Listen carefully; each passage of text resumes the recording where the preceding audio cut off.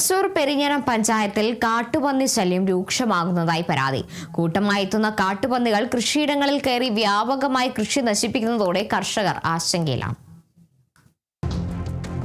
പെരിഞ്ഞനം വെസ്റ്റിലെ ഹരിതം ഗ്രൂപ്പിന്റെ കൃഷിയിടത്തിലാണ് കാട്ടുപന്നികളുടെ ആക്രമണമുണ്ടായത്. ഓണവിപണി ലക്ഷ്യമിട്ട് വിളവെടുപ്പിന് തയ്യാറായ 30ഓളം നേന്ത്രവാഴകളാണ് കാട്ടുപന്നികൾ നശിപ്പിച്ചത്. കുലച്ചു നിൽക്കുന്ന വാഴകൾ കടപുഴക്കിയും ഒടിച്ചിട്ടുമാണ് നശിപ്പിച്ചിട്ടുള്ളത്. കൂർക്ക, വഴുതന എന്നിവയുൾപ്പെടെയുള്ള മറ്റ് കൃഷികളും കുത്തിമറിച്ച് നാശനഷ്ടമുണ്ടാക്കിയതായി കർഷകർ പറഞ്ഞു. ഞങ്ങളുടെ ഓണത്തിന് വിളവെടുക്കാറായ കായകളാണ്.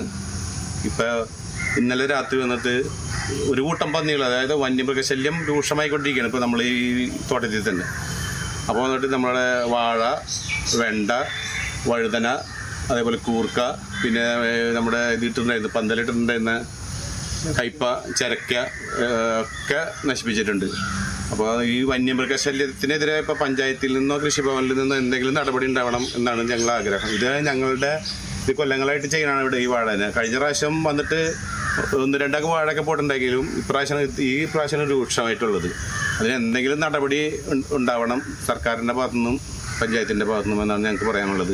കഴിഞ്ഞ 13 വർഷമായി ഹരിതം ഗ്രൂപ്പിന്റെ നേതൃത്വത്തിൽ പെരിഞ്ഞനത്തിന്റെ വിവിധ ഭാഗങ്ങളിൽ കൃഷി നടത്തി വരികയാണെങ്കിലും ഇത്രയും വലിയ തോതിൽ കാട്ടുപന്നി ശല്യം നേരിടുന്നത് ആദ്യമായാണെന്ന് ഗ്രൂപ്പ് അംഗങ്ങൾ പറഞ്ഞു.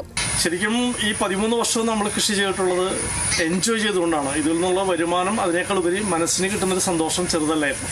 പക്ഷേ ഈ വർഷം ആ സന്തോഷവും പോയി, അതിനേക്കാൾ ഉപരി കൃഷിയോടുള്ള താല്പര്യം പോലും നശിച്ചുകൊണ്ടിരിക്കുന്നത് അവസ്ഥയാണ്. ഈ സാഹചര്യത്തിൽ ഇത് ഇങ്ങനെ മുന്നോട്ട് കൊണ്ടുപോകാൻ കഴിയും എന്ന് തോന്നുന്നില്ല. അടിയന്തരമായി പന്നികളെ തുരത്തി കർഷകർക്ക് സംരക്ഷണം ഉറപ്പാക്കാൻ അധികൃതർ നടപടി സ്വീകരിക്കണമെന്നാണ് കർഷകരുടെ ആവശ്യം.